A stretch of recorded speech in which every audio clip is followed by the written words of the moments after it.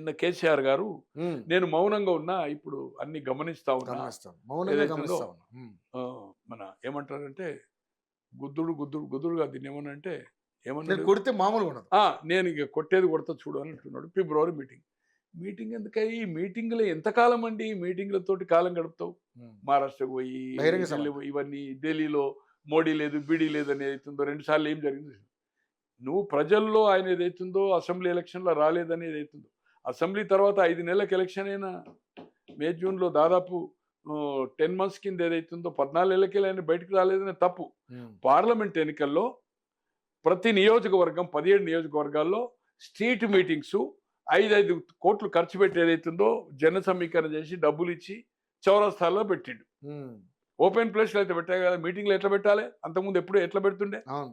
So only street meetings దానికి 4-5 కోట్లు, only evening meeting. పార్లమెంట్లో ఈవినింగ్ రాత్రి ఏ ప్లేస్ అయితే అక్కడ పండుకున్నాడు, తెల్లారి మళ్ళీ మీటింగ్ కాడికి సాయంత్రం ఎవరిని కలిసేది లేదు. ప్రజలు చేసిండు కదా, బుద్ధి చెప్పిండు కదా. 7లో డిపాజిట్ పోయింది కదా, 9లో 3వ స్థానం కదా, ఒక మెదకే 2వ స్థానం కదా, 17లో ఒక్క సీట్ రాలే కదా. నీవు నీ అల్లుడు ప్రాతినిధ్యం వహిస్తున్న మెదక్ 2, గజ్వేల్ అండ్ సిద్దిపేట ఆ సీట్ ఓడిపోయింది కదా. కేటీఆర్ ప్రాతినిధ్యం వహిస్తున్న సిరిసిల్ల కరీంనగర్, ఆ కరీంనగర్ కూడా ఓడిపోతూ సిరిసిల్ల కూడా మెజార్టీ రాలే కదా. ఒకసారి లోక్సభ గెలిచి మళ్ళీ ఎమ్మెల్సీ అయ్యి జిల్లాను ఏదైతుందో మొత్తం తన కంట్రోల్ ఉంచుకున్న కవిత గారి నిజామాబాదే కదా, తన అత్తవారిలు అదే కదా, ఓటర్ లిస్ట్ అక్కడనే కదా, ఎమ్మెల్సీ అక్కడనే కదా, ఆమె ఫండ్స్ కానీ యాక్టివిటీ అక్కడనే కదా. ఆ సీటు కూడా తుక్కు ఓడిపోయింది కదా, బీజేపీ గెలిచింది కదా. సో ఇవన్నీ చూసినప్పుడు ఏదైతుందో ప్రజలు ఏదైతుందో ఏం చేసిండ్రు అనేది మనం చూసినాం. ఇంకా మీరు ఏదైతుందో ప్రజలు రియాక్షన్ వస్తుంది, ఏదేదో సోషల్ మీడియాలో ఒక 3-4 లక్షల మంది చూస్తానో, లేకపోతే ఒక గ్రామ సభల్లో ఆర్టిఫిషియల్ కొన్ని చేస్తానో, డెఫినెట్గా ఇచ్చిన హామీలు ఈ 5 సంవత్సరాలు పరిపాలన ఇచ్చినా కూడా రెవెన్యూ ఎన్ని లక్షల కోట్లు పెంచుకున్నా కూడా రేపు రాబోయే రోజుల్లో ఒక April 1 నుంచి ల్యాండ్ రెవెన్యూ కూడా మినిమం 100% పెరగడానికి ఖాయం. గ్రామ స్థాయి నుంచి out to any towns or city. So revenue పెరిగినా కూడా వాళ్ళు ఇచ్చిన హామీలు ఫుల్ఫిల్ చేయలేరు. అలాగే ఆంధ్రలో కూడా అదే పరిస్థితి. చంద్రబాబు గారు ఏం చెప్తున్నారో చూస్తుంది, అప్పులు పుట్టని పరిస్థితి. అవును, ఇక్కడ కూడా చెప్పేశాడు. అవును, ఇప్పుడు వాళ్ళకు పొజిషన్ వచ్చినాక, అంతకుముందు తెలుసున్నా కూడా పైకి చెప్పారు, తెలుసు కొంత ఇబ్బంది అవుతుందని. ఇప్పుడేమో మొత్తము ఏదన్నా మనం అనౌన్స్ చేయాలంటే ఒక పాలసీని మనం ఇచ్చింది అమలు చేయాలంటే ఎంత కాన్సిక్వెన్సెస్ ఫైనాన్షియల్స్ అనేది తెలిసిపోతుంది. ఫైనాన్స్ డిపార్ట్మెంట్ ఒపీనియన్ తీసుకున్నాకనే కదా కమ్అట్ అయ్యేది ప్రోగ్రామ్. తో ఉన్న పరిస్థితిలో ఇబ్బందిగా ఉంది 2 రాష్ట్రాల్లో. ఆర్థిక పరిస్థితి, అప్పులు వడ్డీలకే 1/3 పోతున్నాయి ఇక్కడక్కడ. జీతాలు పెన్షన్కు ఒక 1/3 పోతాయి, ఇక మిగిలేదు 1/3. తో ఉన్న పరిస్థితిలో అవుతుందో అమలు అయ్యే అవకాశమే లేదు. పోనీ నిపుణులతో ప్లానింగ్ కమిషన్ మెంబర్, ఐఏఎస్లు ఐపీఎస్లు సాధ్యమయ్యే హామీలు ఇస్తానని 2014 తెలంగాణ వచ్చిన తర్వాత కేసీఆర్ గారు హామీలు ఇచ్చారు. 3 మెయిన్ హామీలు. ఒకటి, గిరిజనులకు దళితులకు 3 ఎకరాలు భూమి, ఏమి లేని వాళ్లకు 3 ఎకరాలు, 2 ఉంటే 1 కలుపుతాడు, 1 ఉంటే 2 ఇస్తాడు. తర్వాత ఇండ్లు లేని వాళ్ళకి ఏదైతుందో 2 bedroom మెయిన్ నినాదం. 108 కాన్స్టిట్యున్సీలో ప్రచారం చేస్తే ప్రతి నియోజకవర్గంలో మొదటి విడత 5,000 ఇండ్లు ఇస్తా అని చెప్పింది. అప్పుడు 3.5 లక్షలు అనౌన్స్ చేసింది. బట్ నిజామాబాద్ వచ్చే వరకు అర్బన్ 10,000 ఇండ్లు ఇస్తూ ఈ 3.5 లక్షలు సరిపోదు, దాన్ని 5 లక్షల కింద అనౌన్స్ చేశాడు. అట్లే వరంగల్ ప్రణయ్ కానీ, సికింద్రాబాద్ పద్మారావు కానీ, భువనగిరిలో ఏదైతుందో మన ఎవరు ఉండే శేఖర్ రెడ్డి మీటింగ్ లో చేశాడు. టౌన్ ఓరియంటెడ్ అంటే దాదాపు మొదటి విడత అంటే 120 into 5 6 లక్షలు. అర్బన్ ఒక 40 కాన్స్టిట్యూన్సీ చూస్తే అది 5,000 లెక్క పెట్టాలి. 10లో 5 ఇటు వచ్చింది కదా, దాదాపు 7 లక్షలు ఇండ్లు ఇస్తాయని మొత్తం 9.5 సంవత్సరాల్లో అది అమలు చేయలేదు. ఒక్కడు కూడా ఈవెన్ ఏమన్నా ఇండ్లు ఇచ్చిండంటే 5,000 కంటే తక్కువన.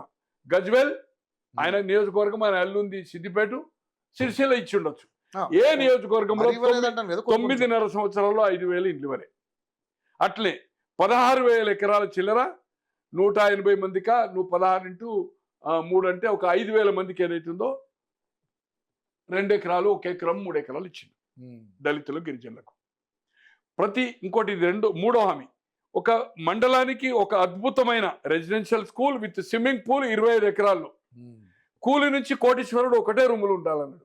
అది అమలు చేయలే. గురుకులు వచ్చినాయి అనుకోండి, అది ఆ LKG to PG free education అన్నాడు, రెసిడెన్షియల్ స్కూల్ అన్నాడు. లేనే లేదు. అది ఈ 3 హామీలతోనే గెలిచాడు. రైట్. ఇంటికో ఉద్యోగం అన్నారు కదా సార్. ఇంటికి ఒక ఉద్యోగం అన్నారు. ఇంటికో ఉద్యోగం అనలే కానీ ఉద్యోగాలు వస్తాయని చెప్పిండు. అంటే అది అన్నారు అంటుండు కానీ మేనిఫెస్టోలో ఇంటికో ఉద్యోగం లేదు. ఇంటికో ఉద్యోగం వస్తుంది, 16 జీవో బయటకు పోతే మండలానికి ఇన్ని వస్తాయని చెప్పిండు ఉద్యమ కాలంలో. దళితుని అనేది పక్కకు పెట్టండి. దళితుని అనేది 2006 వరకు చెప్పాడు, తర్వాత దాన్ని పాటించలేదు. సామాజిక న్యాయం అనుడు, నక్సలైట్ ఏజెంట్ మన ఏజెంట్ అన్నాడు. ఏం చేసిండో మనకు ఒక నైజాము హిట్లర్ పరిపాలన చేసిండు మనం చూసాము. అవినీతిమయం చేసిండు, కుటుంబ పాలన చేసిండు. ఏమన్నాడు, దళితుని చేస్తాను, దళితుని చేయాలి ఆయన అయ్యిండు. నా కొడుకు బిడ్డ అమెరికాల మియా బీబీకి వాచ్ దాగన్నాడు. అటువంటిది ఒక కుటుంబ సభ్యులే 4 ఉన్నారు వెల్మాస్. దళితుని మొదటి క్యాబినెట్ లో మాలం చేయాలి, రెండో క్యాబినెట్ లో మాదిగా చేయాలి. వాళ్ళు 18%. ఎమ్మెల్యేల పరంగా ఎంత ఉన్నారో 18% మనకు తెలుసు. ప్రాతినిధ్యం లేదు, బలైన వర్గాలకు లేదు, మంత్రులకు అందుబాటు లేదు, ఏ ఒక్క ప్రతిపక్షాలకు లేదు, అసెంబ్లీకి రాడు, ఫామ్ హౌస్ పరిపాలన. అయితే దాని రిజల్ట్ ఏమైంది, రెండోసారి ఏమైంది 2018లో ప్రతి ఇంటికి నీళ్ళు ఇవ్వకపోతే ఓట్లాడగలడు. కానీ 18లో ఎన్నికలు పోయాడు. ఇప్పుడేమంటాడు, నీళ్లు లేవు, ఇళ్ళలో నీళ్ళు వస్తలేవు. అరే నువ్వే మొత్తం నీళ్ళు ఇచ్చినావు కదా, 1,00,00,000 ఎకరాలకు నీళ్ళు అని చెప్పినావు కదా, కరెంటు కోతలను. మరి ఎట్లా వస్తున్నాయి ఇప్పుడు ఇవి? అవన్నీ సక్రమంగా లేక కంప్లీట్ చేయలే కదా నువ్వు. Right, okay. 2018లో ఆ 3 హామీలో ఏదో ఒకటి ఒక 10% కూడా అమలు చేయక ఎన్నికలకు పోయిండు. మళ్ళా కొత్త హామీలు 2 ఇచ్చిండు 2018లో. ముందస్తు ఎన్నిక పోయిండు, 5 ఏళ్ళ ముందు, అంతే కదా, 6 నెలల ముందు పోయిండు. ₹1,00,000 రుణమాఫీ, at a stroke, 1 stroke, up to 1 lakh అన్నాడు. నిరుద్యోగ భృతి ₹1,00,000 స్ట్రోక్ చేయలేదు, కంప్లీట్ చేయలేదు. కొన్ని విడతల వరకు చేసిండు, అది కూడా 1,00,000 కొంతమంది కంప్లీట్ చేయలేదు. వడ్డీ లెక్క జరిపోయినాయి మళ్ళీ 5 ఏళ్ల పరిపాలన. అలాగే ఏదైతుందో నిరుద్యోగ భృతి అయితే ఒక్క మనిషికి ఇవ్వలే. సో ఇవి నువ్వు హామీలు అమలు చేయలేదు, అవినీతిమయం చేసినావు. ఈ రోజు నిన్నటి లెక్కల ప్రకారం ఎలక్షన్ కమిషన్ భారతదేశ చరిత్రలో 55 సంవత్సరాలు ఏదైతుందో స్వాతంత్ర పోరాటం చేసి కాంగ్రెస్ పార్టీ 55 సంవత్సరాలు పరిపాలించింది. ఆ పార్టీ దగ్గర 700 కోట్ల రూపాయలు, నీ దగ్గర ఒక 17 లోక్సభ స్థానాలు మాత్రమే. ఉప ప్రాంతీయ పార్టీ ఒక భాగం చిన్న, 17 లోక్సభ 119. తో నీ దగ్గర 1000 కోట్లు ఎట్లున్నాయి? ఎలక్షన్ అయిపోయినాక కూడా దాదాపు 200 కోట్లు ఖర్చు పెట్టిండు, మీటింగ్లు గీటింగ్లు అన్ని. క్యాండిడేట్కు 40 లక్షలు ఇచ్చినాయి.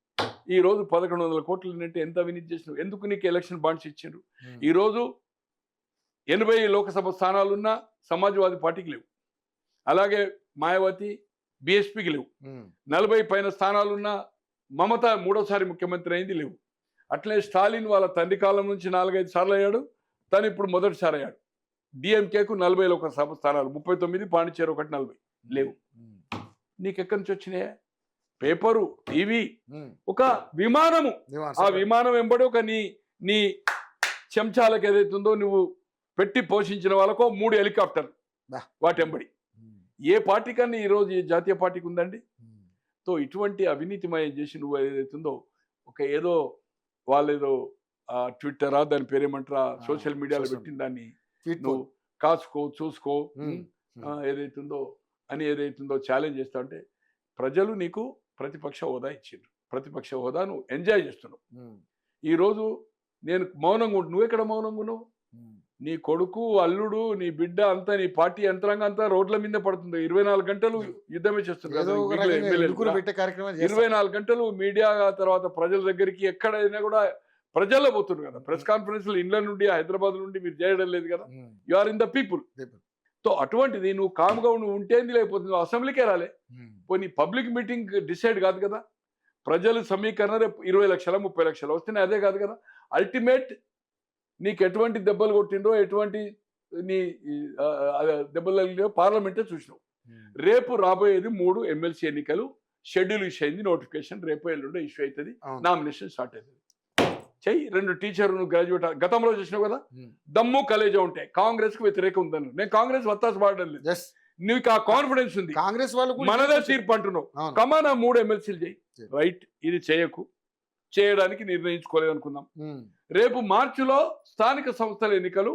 గ్రామ స్థాయిలో ward member, sarpanch, mandal TC, MPP president, ZPTC, municipal కార్పొరేషన్లో మేయర్ ఎలక్షను, కార్పొరేటర్లు, మున్సిపల్ కౌన్సిల్లో మున్సిపల్ దాంట్లో మున్సిపల్ కౌన్సిల్ చైర్మన్స్ బీఫామ్స్ అంతటి ఇస్తాయి కదా, రేపు పోటీ చేయి.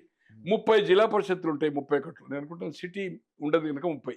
ఏ ఒక్క జిల్లా పరిషత్తు కూడా ఇప్పుడు 31 జిల్లా పరిషత్తు నీకే ఉన్నాయి కదా, యు ఆర్ విన్ కదా. 90% పైన నువ్వు అన్ని గెలిచినావు కదా. మున్సిపాలిటీస్ కూడా 90% గెలిచినావు కదా. కరీంనగర్ అటువంటి మేయర్ స్థానంలో ఒక్క సీటు కూడా ఒక వార్డు కార్పొరేటర్ కూడా గెలవలేదు కరీంనగర్లో కాంగ్రెస్ పార్టీ.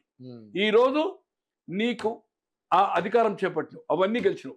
రేపు రాబోయే ఎన్నికల్లో నీకు నిజంగానే మీ పార్టీకి కేసీఆర్ గారికి నమ్మకం ఆత్మవిశ్వాసం ఉంటే ఎస్ రేపు రాబోయే ఈ మున్సిపల్ పంచాయతీ ఎన్నికల్లో మేము పోటీ చేస్తాము, దీన్ని రెఫరెండం కింద సిద్ధంగా ఉండాలని కాంగ్రెస్ పార్టీకి ఛాలెంజ్ చేయి. దాంట్లో ప్రజల వ్యతిరేకత ఉంది, నీకే అధికారం అనుకుంటే అది బీఫామ్ తోటే కదా, గ్రామస్థాయి ఎన్నిక కదా. ప్రతి పౌరుడు ఓటేస్తాడు కదా, 18 ఏళ్ళ వయసు వచ్చిన వాడు. మన అసెంబ్లీ లోక్సభ కంటే ఇప్పుడు ఓటర్ లిస్ట్ ఎక్కువ పెరుగుతుంది కదా. దాంట్లో నువ్వు పోరాడి గెలువు. మెజార్టీ గెలిస్తే కాంగ్రెస్ ఏదైతుందో ఎన్నికలకు సిద్ధమా, ప్రభుత్వాన్ని రద్దు చేసుకుంటుందా, లేదు నేను గెలవకపోతే నేను పార్టీ రద్దు చేసుకుంటాను ఒకటి రెఫరెండం కింద ఛాలెంజ్. నీకు అంత ఆత్మవిశ్వాసం ఉంటే